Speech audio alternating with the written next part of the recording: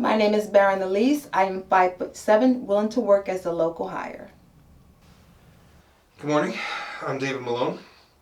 My legal practice is civil litigation, not criminal law. This is my first time before a parole board, so please forgive any transgressions of protocol.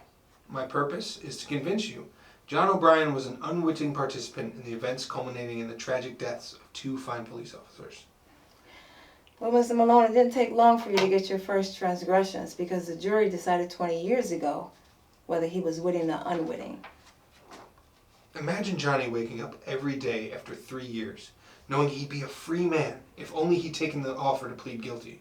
But on advice of counsel, he rejected it. A choice he freely made. Evidence of an offer in return for a guilty plea is not admissible. Move on. For 17 more years, knowing he could have been with his wife that day, raising their son. Inadmissible, Mr. Malone. Move on.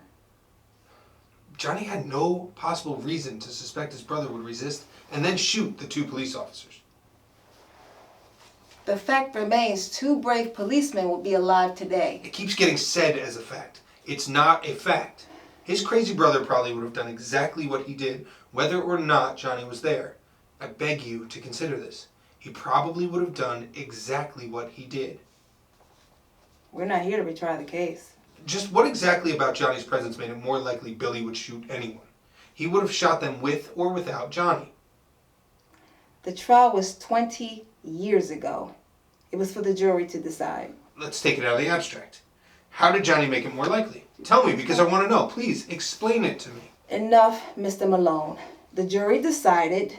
Move on. Who can tell me? I want to know. Okay. Borderline contempt, Mr. Malone. Anything else? Yes. The trial judge could have made Johnny wait twice as long, but he ruled the 2 30-year sentences should run concurrently, not consecutively. He had his duty, we have ours. He had a bird's eye view of the trial, getting to know Johnny every day for 5 weeks. The judge wanted leniency for him if he did well in prison, and he's been a model prisoner. This board has a duty to consider that. Anything else?